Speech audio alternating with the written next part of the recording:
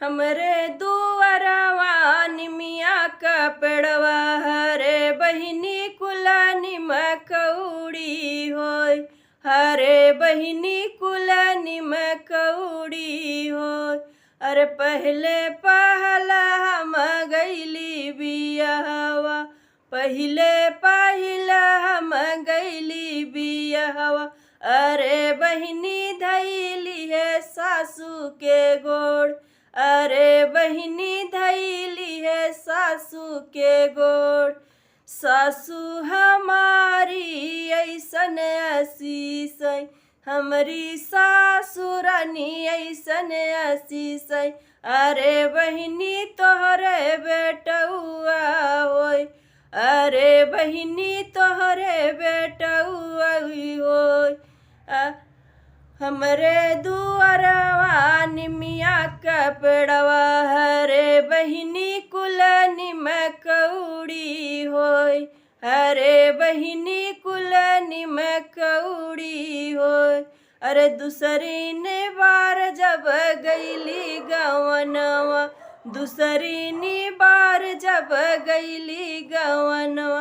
अरे बहिनी धैली है जेठनी के गोड़, अरे बहिनी धैली है जेठनी के गोड़।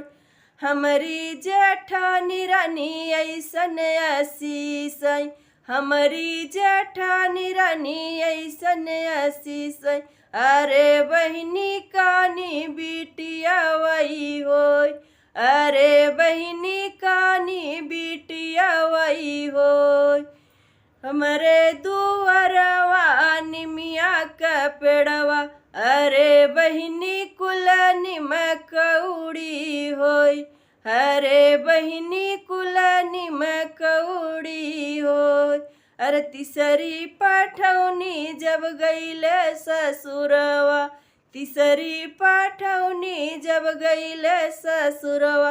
अरे बहिनी धैली है ननदी के गोड़, अरे बहिनी धैली है ननदी के गोड़। हमारी ननद रानी ऐसन आशीष, हमारी ननद रानी ऐसन आशीष।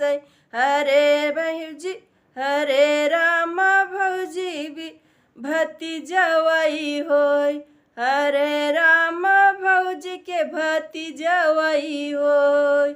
हमरे दुअरवा निमिया का पेड़वा अरे बहिनी कुल निमकौड़ी होय, अरे बहिनी कुल